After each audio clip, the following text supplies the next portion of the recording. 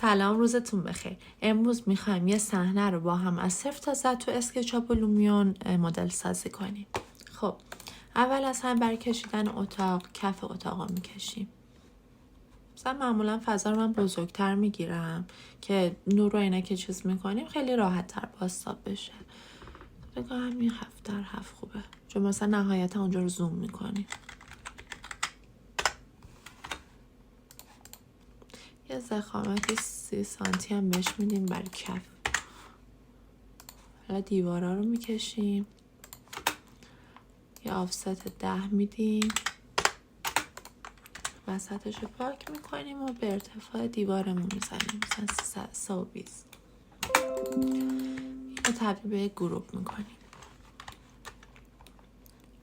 خب این قسمتی که ما میخوایم نشیمنمون رو انجام بدیم، ضخامت دیوار یک مقدار بیشتره، حدود 50 سانت بیشتر میگیریم، چون میخوایم کتابخونه داخل دیوار کار بشه. خب اینو 150 در 2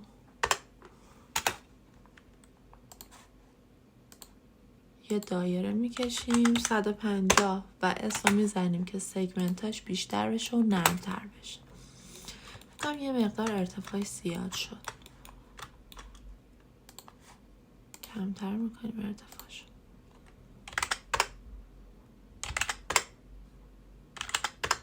انقدر خوبه.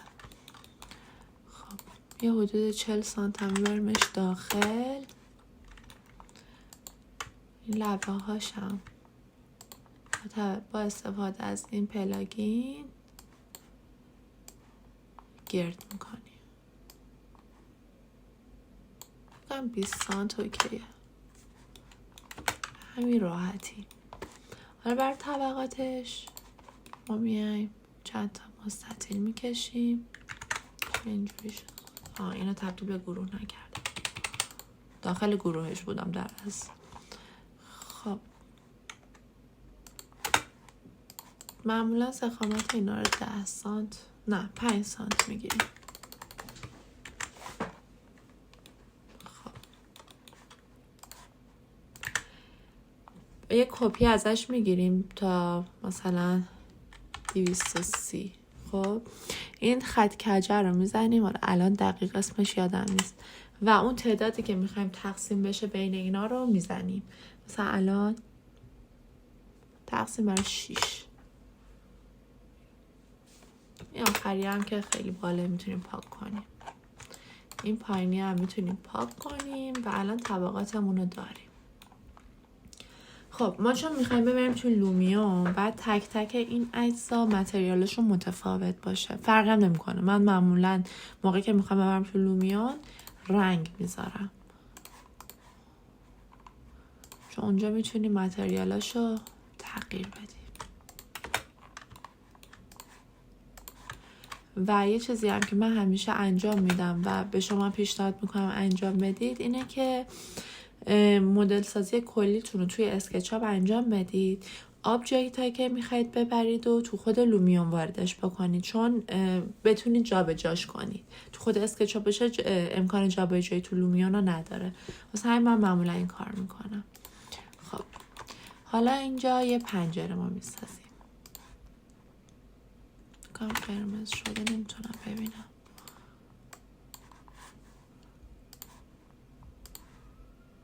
مهم هم نیست سایزشون، نمیافته توی چیز، توی رندر ما قرار نیست بیافته.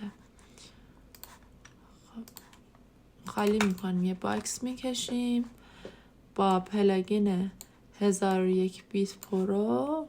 با این قسمتش یه پنجره معمولی براش میسازیم. میگم خیلی هم فرق نمیکنه، فقط در حد اینکه یه پنجره باشه. متریالش رو درست میکنیم.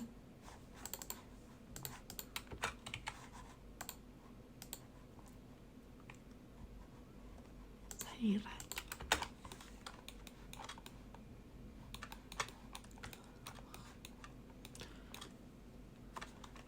فقط اینجا من یه میزی میخوام مدل کنم که آبجکت نیست، میزه.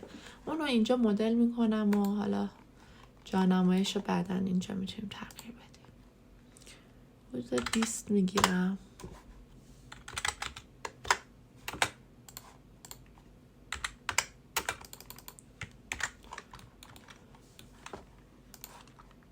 ارتفاعشو 60 میگیرم. فکر کنم 3 سانت بگیریم بهتره. هم یه ذرم کوچیک شده. نه اوکی. نه بیشترش میکنیم. چه دیگه من خیلی خودمونی دارم باهاتون حرف میزنم دیگه. اینا رو اولین ویدیوییه که من دارم با صدای خودم ضبط میکنم و حتی دستم بیاد یه ذره طول میکشه. خب این کف ها هاید کنیم. الان من میخوام یه دونه خط این وسطش بکشم که خط صافی باشه.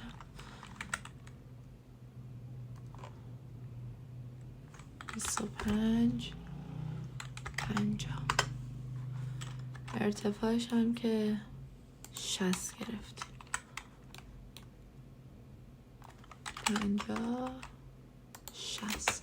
خب اینجا میتونیم یه آفست بدیم 4 سانت نه 6 فکر کنم. اوکی این وسط رو پاک میکنیم، یه ضخامت 2 سانتی بهش میدیم و با توجه به همون پلاگینی که برای نرم کردن اون گوشه ها استفاده کردیم بول، اینجا هم استفاده میکنیم. اینو اینجوری میگیریم، این دوتا پایین هم جدا میگیریم که یه ذره متفاوت تر باشه.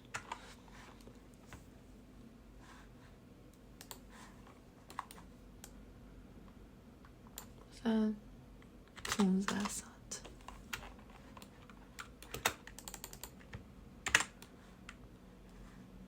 بکنم یه سانت از هر طرف این کوچیک تر بشه خوشگل تر شه.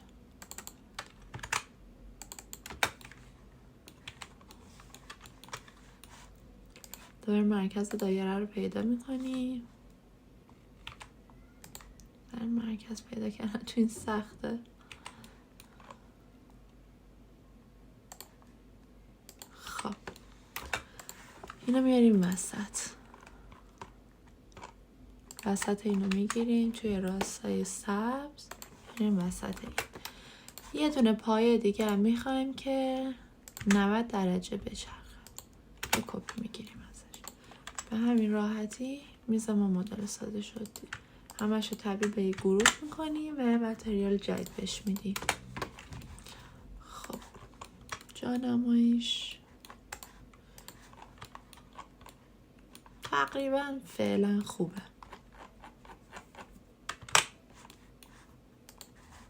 اینو با اول از همه سیو بگیریم. من رو دسکتاپ سیو میگیرم که حالا خیلی وقتمون تلف نشه.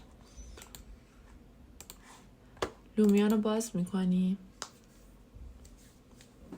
و ثبت میکنیم تا باز شه.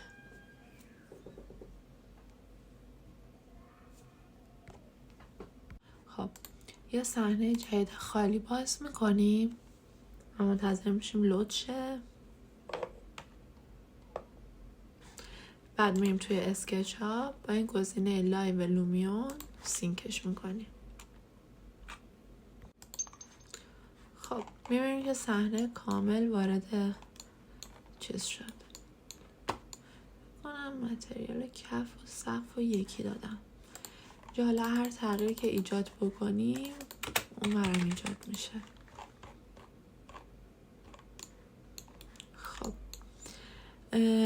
اول اصلا بیاید متریالاشو درست کنیم چون خیلی داره اذیت هم میکنیم. میریم تو قسمت متریالا و دونه دونه شروع میکنیم به تغییر دادن.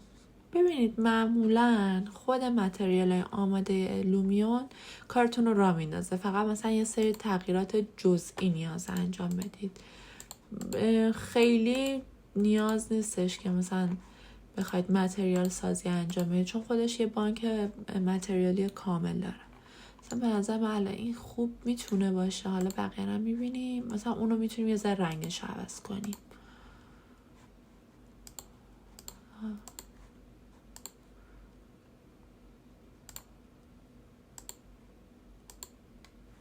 هم اون همه بهتر. خب میریم توی ادیت این بالاش یه رنگ حالت کرم طوری پیدا میکنیم، یه ذره رنگش رو تغییر باید بدیم تا به اون چیزی که میخوایم برسه. میخوایم یه ذره سفیدتر و کرمتر باشه. تقریبا این خوبه. حالا بعدا میتونیم تغییرش بدیم. خب بریم سراغ بقیه متریال. این میخوام یه چوب باشه تو قسمت وود.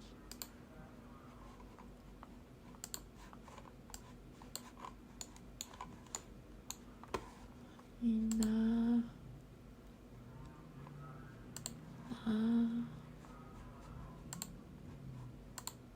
یه ذره بافت چوبش بهتر باشه.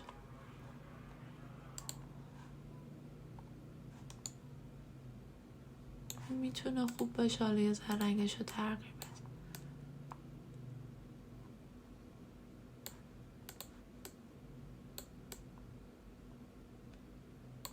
این به نظر من اوکی. خب جهتش هم اوکیه.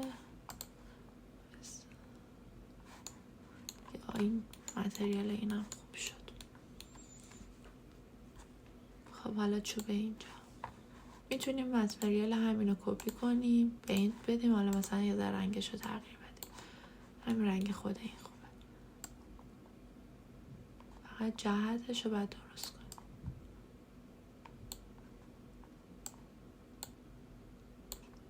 کنیم. تقریبا درست. خب درست شد. یه ذره تنظیماتش کار کنید، قشنگ دستتون میاد که چی کار کنید. رنگ اینم به همون اولیش برگردونم. خیلی جالب نشده بود رنگش.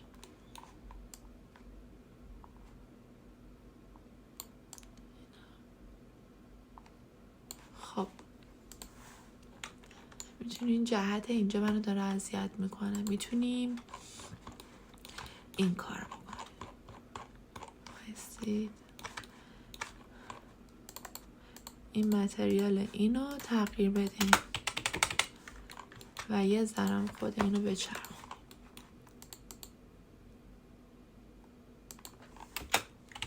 چون نمیخوام خیلی مستقیم باشه. خب حالا متریال اینو کپی میکنیم، به اینجا متریالش رو میدیم و جهت فقط همین برتره. خیلی بهتر شد. حالا کف هم به نظر من یه پارکت خوب باشه.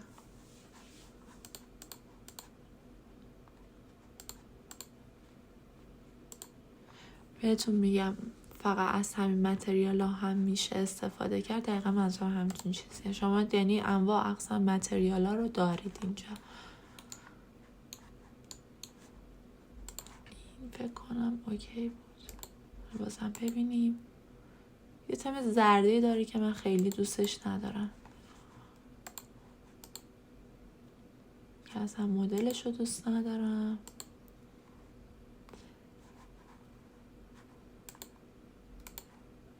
همین اولی خوب. حالا یه ذره رنگش رو تغییر میدیم. میریم تو ستینگش، جهتش رو درست میکنیم. ببین معمولا من خودم به شخص این کار میکنم. جهت چوبای پارکت رو عمود بر دوربینی که میخوام بذارم نمیگیرم معمولا. ببینید چقدر صحنه جون گرفت متریالی که بهش دادیم. خب رنگش رو یه ذره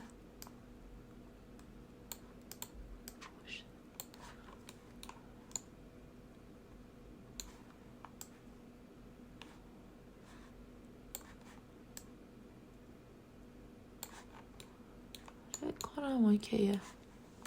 خب متریال دیوار رو میتونیم برای سقف هم استفاده کنیم، چون سقف خیلی دیگه توی رندرمون نیست. متریال شیشه رو درست بکنیم تو همون گلساش. این به نظر من اوکیه، فقط باید یه ذره تنظیماتش کنم. خب این هم یه آهن میدیم چون این علنا اینا توی رندرمون نمیافته و نمیخوایم که باشه، اصلا مهم نیست، ولی خب بالا انجام میدیم که تاثیراتش توی نورمون بیشتر بیافته. خب حالا باید اکسسوری بزنیم. میریم تو قسمت آبجکت ها. یه سری فرنیش اینجا دارم، بس ببینم به دردمون میخوره.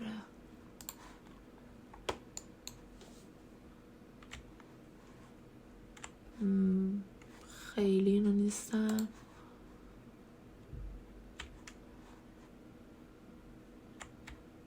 این فکر کنم اوکیه، فقط رنگ چوبش رو بعد رنگ چوب صحنمون بکنیم که ذره بیشتر بهش بیاد.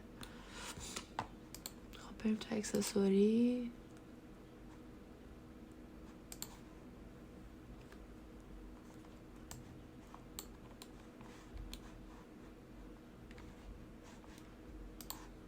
کجا گذاشته شد؟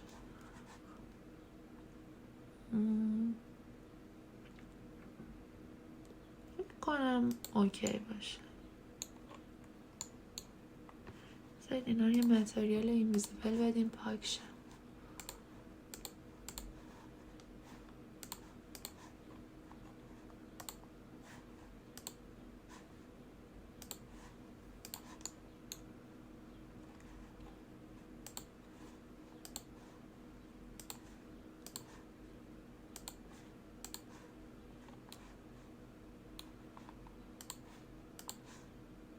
شام خیلی نیستمش.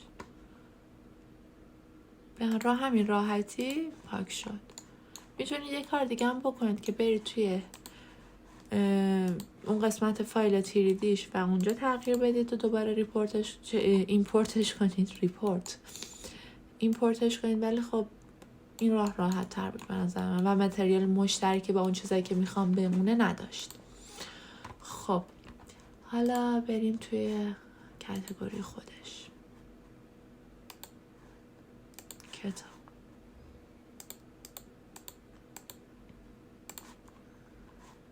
چیزایی بذاریم که با تم رنگیمون بیاد دیگه. با نگه داشتن آرم میتونید قبل گذاشتن آبجکت بچرخونیدش. کوچولوه. اینو بذاریم زیر، اینو بذاریم رو.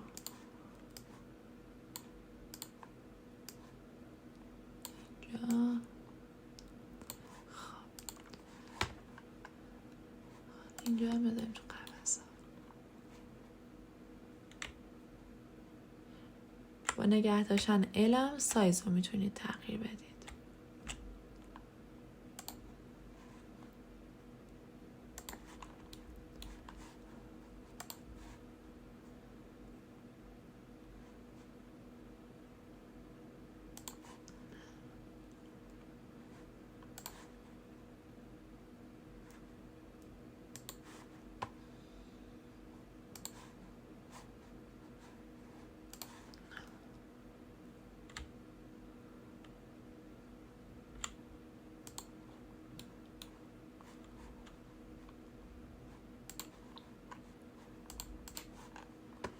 خیلی کتابای تم رنگی چیز نکنید. سعی کنید توناژ رنگیایی که استفاده میکنید و توی یه سبک مثلا از چند تا رنگ محدود استفاده کنید. خیلی رنگی بشه تصویر جالبی نداره. مثلا من بیشتر از همین سفیدا استفاده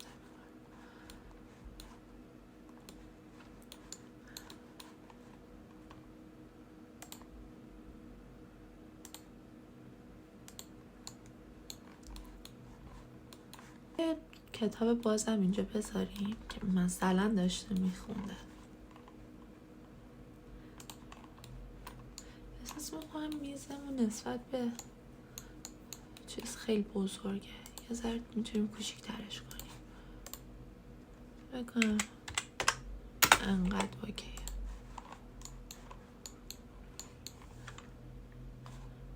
اینا هم باید جا به جا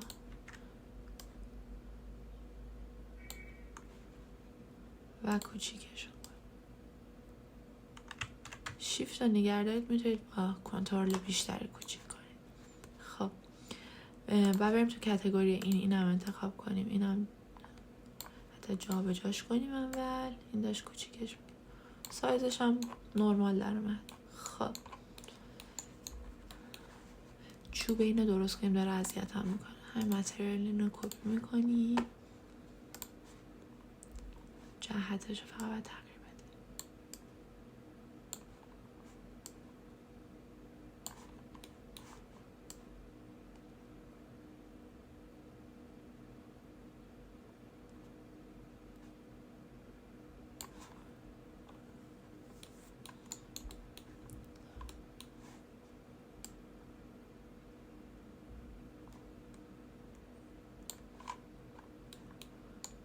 ببینم متریال این چجوری بود جهت خودش.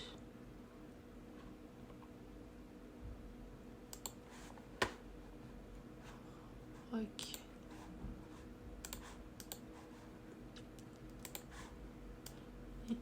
این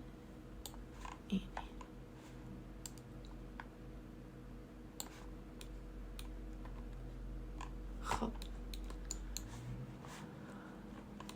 پارچه ایناش هم از قبل انجام داده بودم، توی چیز دیگه استفاده کرده بودم. این اوکیه. لومیا یه خوبی که داره وقتی شما یه بار به یه آبجکتی که ایمپورت میکنید متریال میدید دیگه نیاز نیستش هر سری کار کنید، همونو سیو میکنه و هر سری هم که تغییر بدید اعمال میکنه اون تغییرها رو. یعنی من سری بعد از همین بخوام استفاده کنم، همین آبجکت متریالی که الان دادم رو میشناسه. خب بریم اینجا چند تا چیز هم استفاده کنیم. اکسسوری همش کتاب نباشه.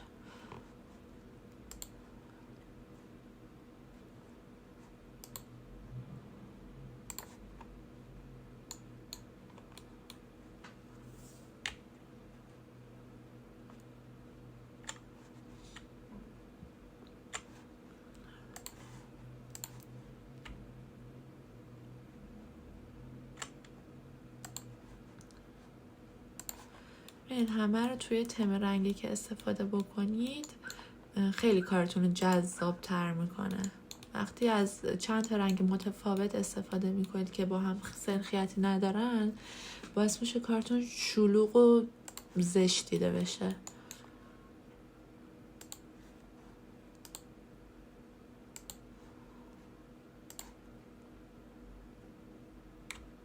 مثلا 3-4 تا رنگ پایه در نظر بگیرید، تو همون توناژ جلو برید. این نه، این بد نیست.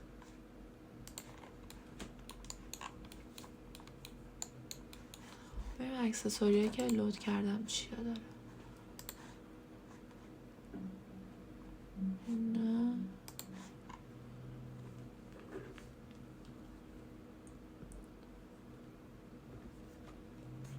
نه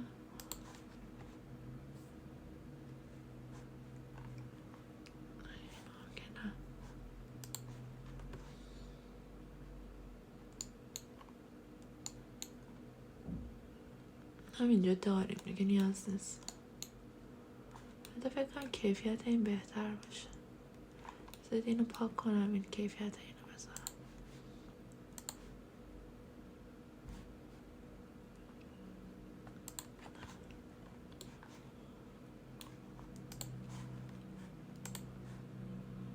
کلا پاکش کنم فکر کنم بهتره.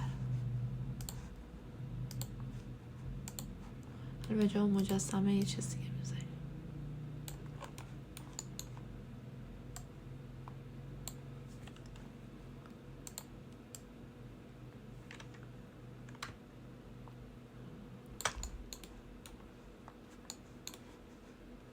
رو هوای و خودمون دستی بیاریمش پایین، چون این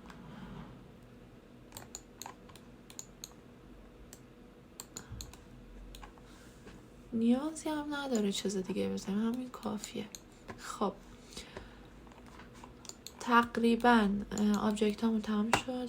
بریم سراغ بقیه کار. خب تقریبا آبجکت ها و اینجور چیزا رو گذاشتیم. حالا بعد بریم یه بار اینو سیو بکنیم، بعد بریم سراغ صحنه و دوربین. اینم سیو میکنی.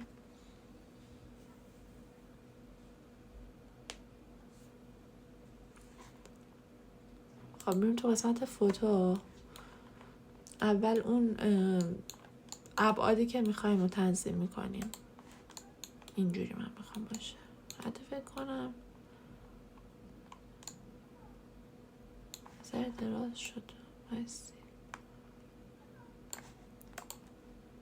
همینجوری باز بهتر، منطقی تر. خب میایم دور زوم میکنیم.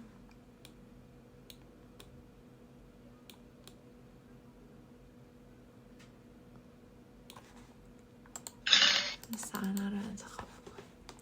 یه فرش هم بذارید من بهش اضافه کنم.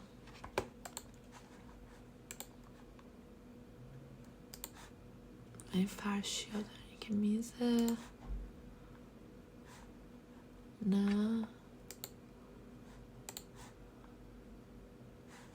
این خوبه.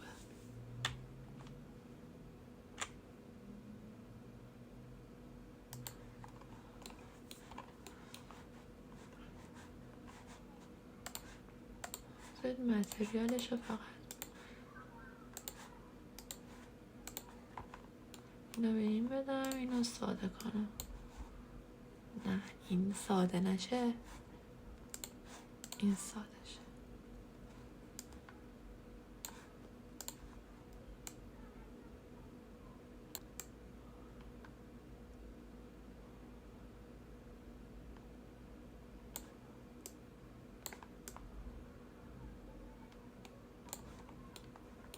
تقریبا خوبه. مثلا میتونیم هم رنگ دیوارش هم بکنیم.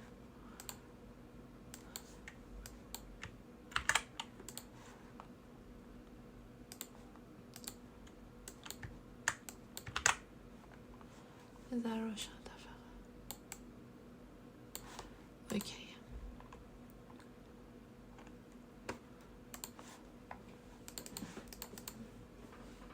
فرشمون میتونیم بزرگترم بکنیم که این گوشاش بند نشه. یه ذره زایه شد.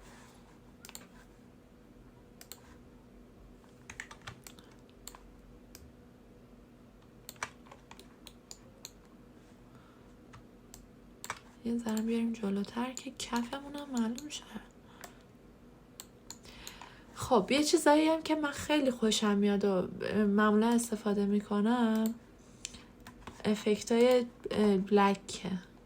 مثلا 2-3 تا دونه استفاده بکنید خیلی طبیعی تر میکنه کارو. ولی چیزایی که به کارتون بیاد دیگه. مثلا من امتحان میکنم اون چیزی که به کارم میاد. مثلا یه ذره رو کف میتونه اینجا باشه.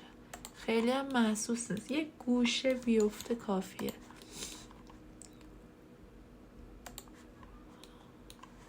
در کار پرجزئیات تر میکنه.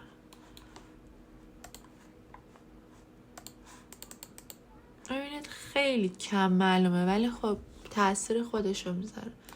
من میام اینجا یه تنظیمات کلی بهش میدم بعد وارد جزئیاتش میشه. جای خورشید رو باید تغییر بدیم. یه همچین جای خوبه.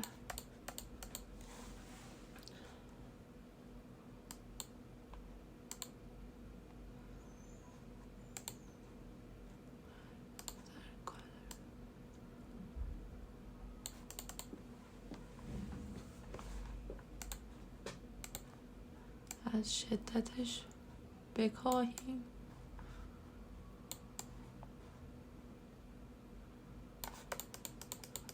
که نسوزونه نورمون. خب یه افکتی هم که خیلی استفاده میشه و کارتون رو خیلی نوراشو طبیعی تر میکنه همین ری تریسینگه که الان خیلی شدت رو برد بالا. بعد اینو دوباره بیاریم پایین تر.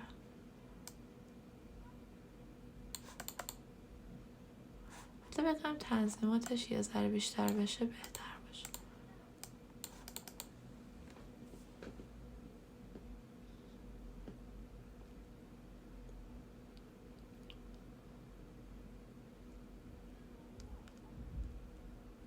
بذارید این تا آخر بره ببینیم چه جوری میشه. نورش خیلی زیاده.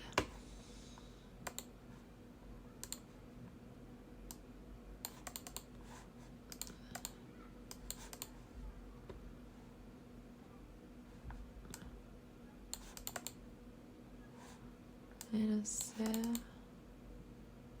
اکسپوژرشو کمتر بهتر داره میشه. خب برای اینکه یه ذره طبیعی تر بشه ما این بیرون چند تا سایه هم اضافه میکنیم. خیلی چیز نیست ولی خب تاثیر خودش رو میذاره. چند تا درخت اینجا میذاریم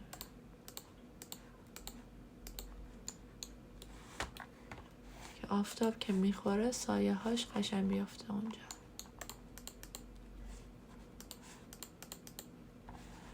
این ری تریسینگ رو که خاموش کنم، اکسپوژرمون هم که زیاد کنم، رده های آفتاب میمونه.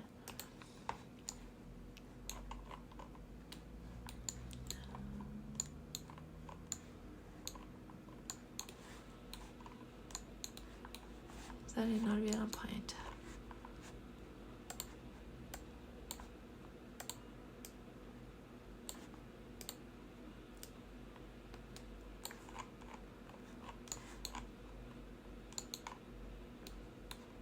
بهتر شد. خب اکسپوژرمون رو دوباره کم کنیم.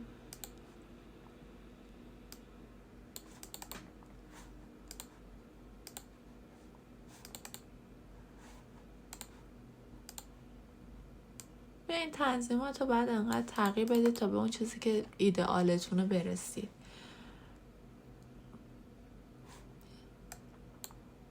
من خودم همیشه این کار میکنم. مثلا چند بار بعد تست بگیرید، امتحان کنید زاویه های مختلف تا اون چیزی که ایدئالتونه بگیرید. بعضی موقع حتی تست رندر هم بگیرید. خب الان من میخوام از این یه تست بگیرم ببینم چه جوری شده، کیفیتش چه جوریه.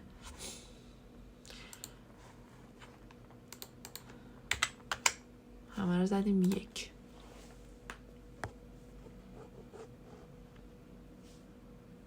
خب رندر گرفته شد. بذارید ببینیم چه جوری شده. یه ذره تاریک اینجاها. حالا میتونیم یه نور دیگه اضافه بکنیم چون نور اینجاها اوکیه. بقیه چیزاش به نظر من خوبه. فقط باید یه نور اینجا اضافه بشه که یه بالانسی بده، نور محیطی. خب بریم تو قسمت بیل، قسمت نورا، یه نور عمومی این شدتش رو میتونیم بیایم تو این تنظیم کنیم که بدونیم داریم چی کار میکنیم. بذار این ری تریسینگ رو خاموش کنم.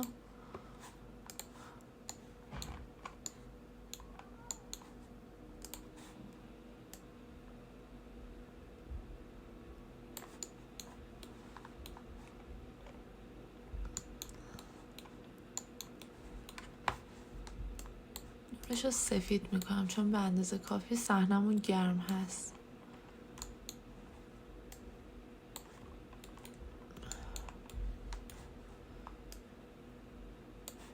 ببینم شدتش چقدر شد.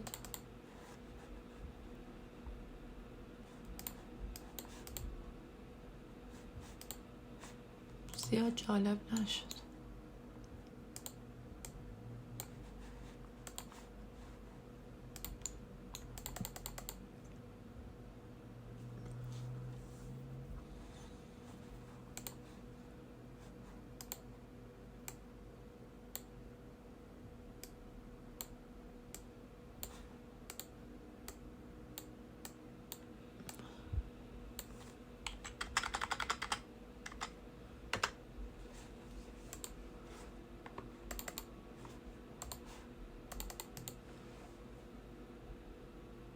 احساس میکنم هیچ تأثیر نداره.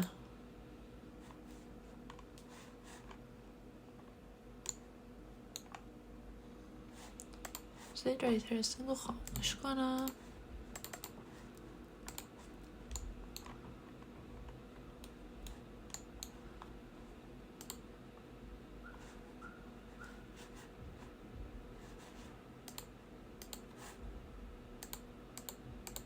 نه تاثیر داره واقعا. این مستقیم تر بشه بهتر.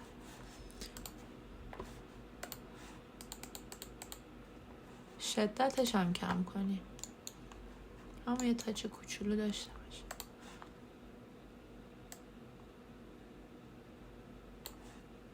دیوارم به نظر من سفید کنیم خیلی بهتره. این الان یه حس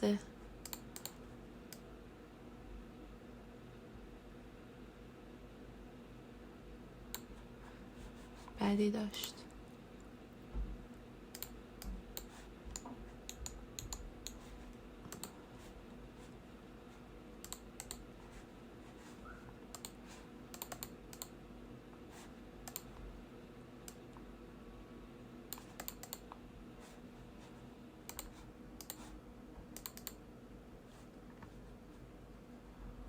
بدون ری ترسینگ هم جذابه ولی نه.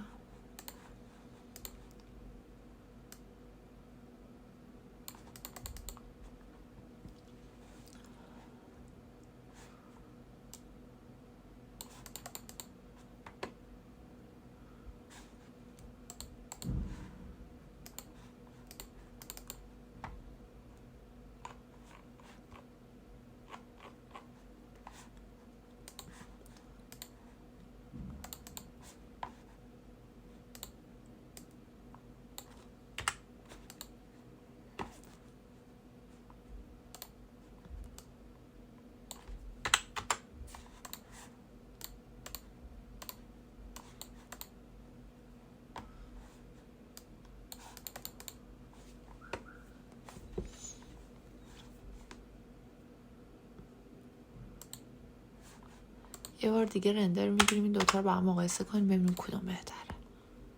خب رندر گرفته شد. حالا این دوتا رو با هم مقایسه میکنیم ببینیم که دوباره چه تغییراتی نیاز انجام بدیم. خب نور به نسبت خوبه. اون گرمی که ازش گرفته شد خیلی بهتر شد به نظرم. فقط مثلا میتونیم یه ذره بریم تو فتوشاپ با تنظیماتش، وگرنه در کل به نظر من خوب شد. خب اینو سیو میکنیم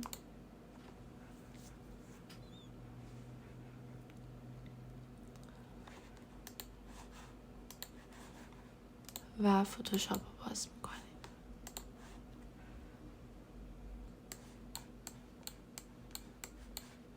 خب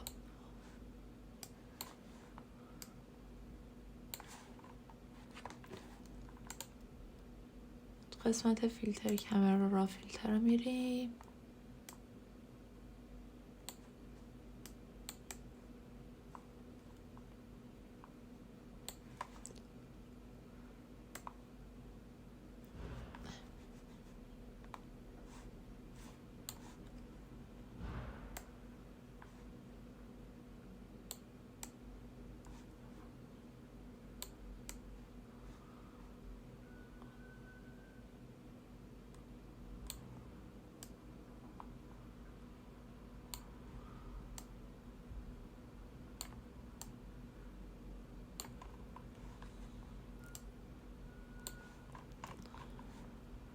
ببینید چه جزئیاتی بهش اضافه شد.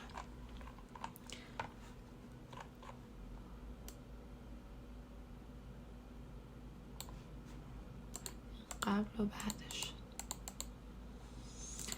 خب رندر ما تموم شد. اون ادیتایی که میخواستیم امروز انجام دادیم. مرسی که تا الان با من بودید. نظراتتون رو حتما توی کامنت به من بگید، من همشون رو میخونم. اگه انتقاد و پیشنهادی هم دارید حتما به هم بگید. این اولین تجربه من بود که داشتم صحبت میکردم و توضیح میدادم راجع به کاری که دارم انجام میدم و دیگه هر سوتی چیزی دادم به بزرگی خودتون ببخشید. سعی میکنم که از قسمت‌های بعدی خیلی مسلط تر باشم. دوستتون دارم. تو ویدیوی بعدی میبینمتون. خداحافظ.